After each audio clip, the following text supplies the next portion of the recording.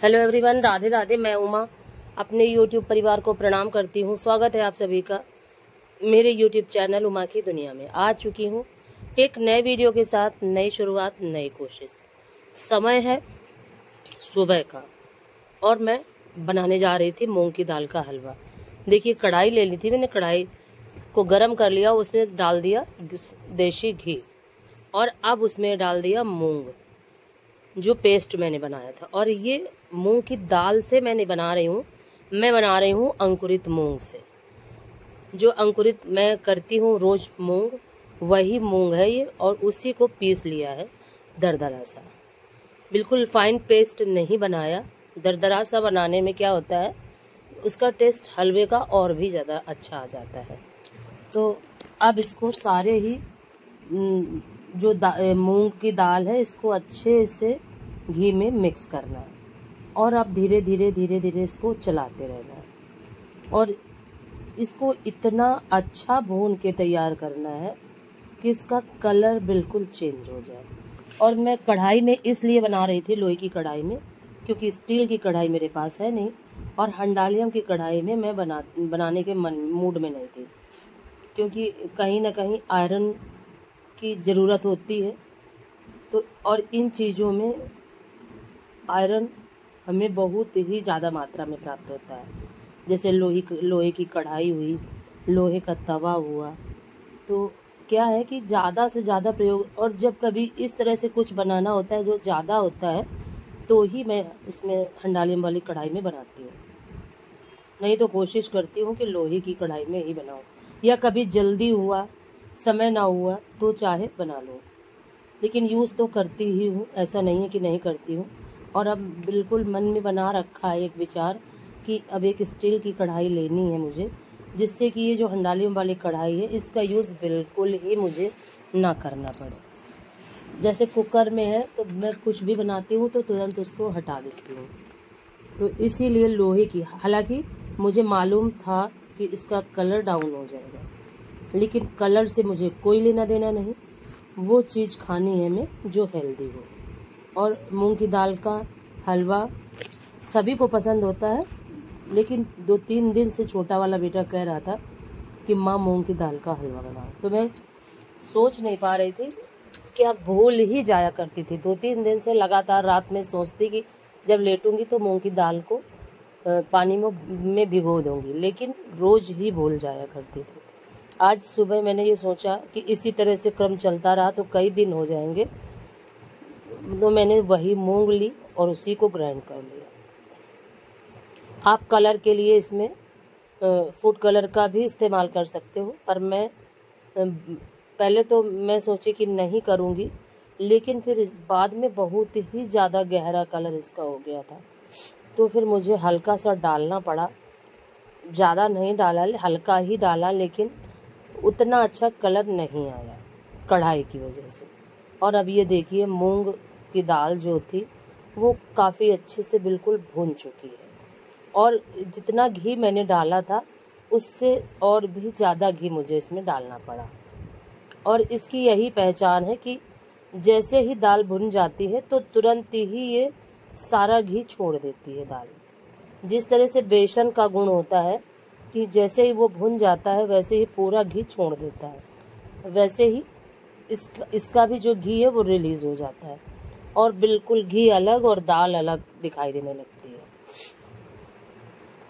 और इसकी जो मात्रा है मूंग की दाल की हलवे की बनाने की, तो जितना घी इस्तेमाल होगा उतनी ही दाल के बराबर ही घी का इस्तेमाल।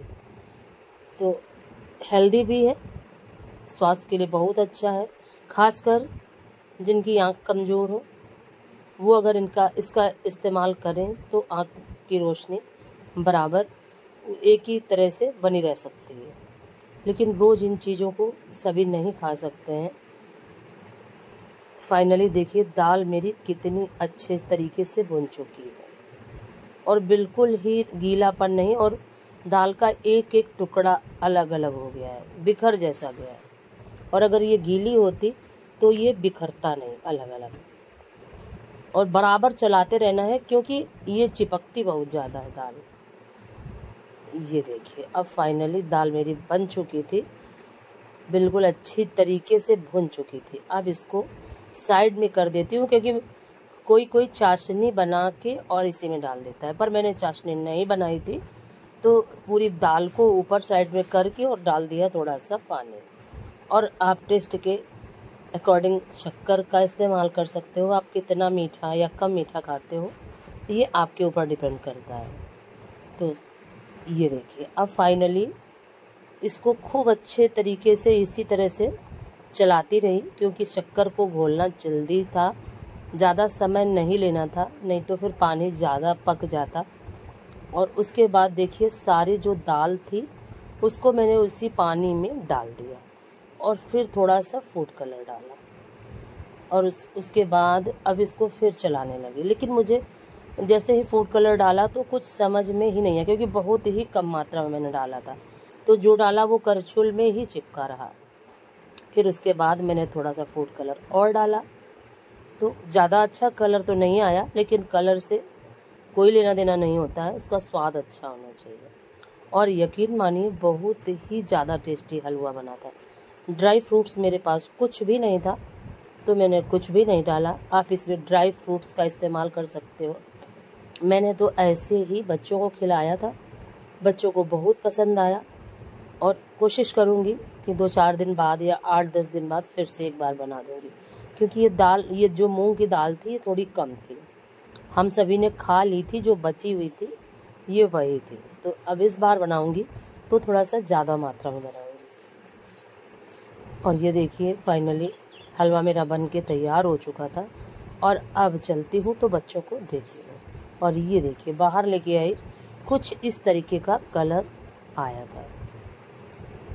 और अब इसको कटोरियों में बच्चों के लिए डाल देती हूँ। और ये देखिए भगवान के भोग के लिए ले जा रही थी, तो मैंने सोचा आप सभी को भी दिखा देती हूँ। फिर मैंने कोई भी वीडियो नहीं बनाया। और फिर ये है शाम का समय, और आ चुकी थी मैं, चाय वगैरह बन चुकी थी, सभी ने पी ली थी, और आ चुकी थी मैं जो दाल को धूप में डाला था उसको लेके। 2 बार दरने के बाद अब इसको इस छन्नी से दाल जो टूटी हुई थी उसको अलग करना था, और जो खड़ी दाल थी उसको अलग करना था। तो बस फटाफट इसको अलग करने के बाद इसको साफ़ करना था सूप से, और खूब अच्छी सी दाल बन के तैयार हो गई।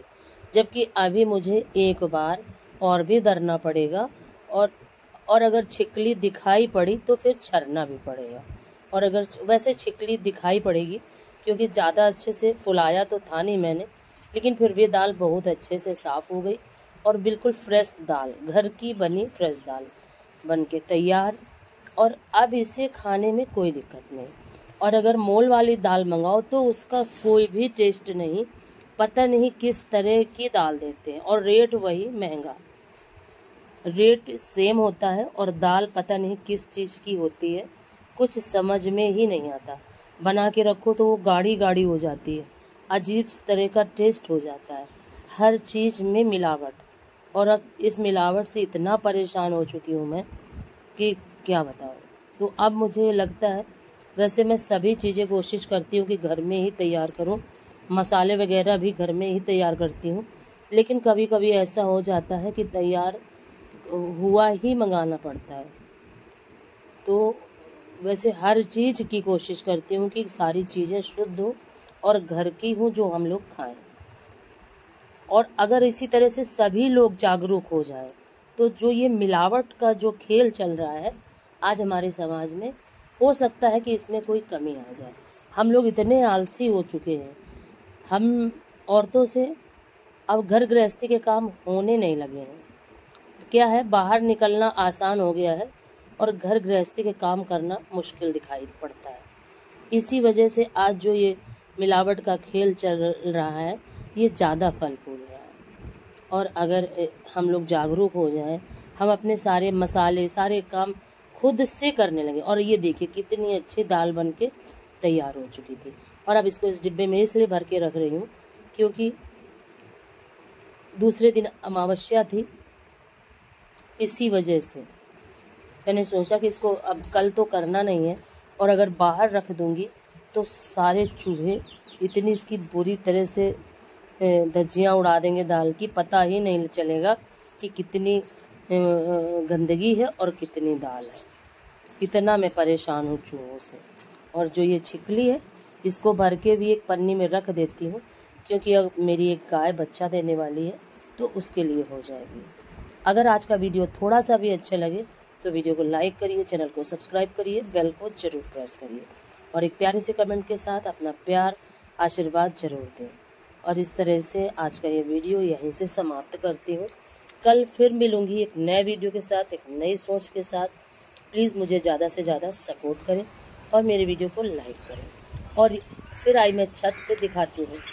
ये है पक्षी, ये 2 हैं पक्षी, जोड़े में रहते हैं, इनको टिटहिरी बोलते हैं हमारे यहाँ। तो ये है कि ये कंकड़ उठा उठा के उसमें अपना घोंसला बना रहे थे।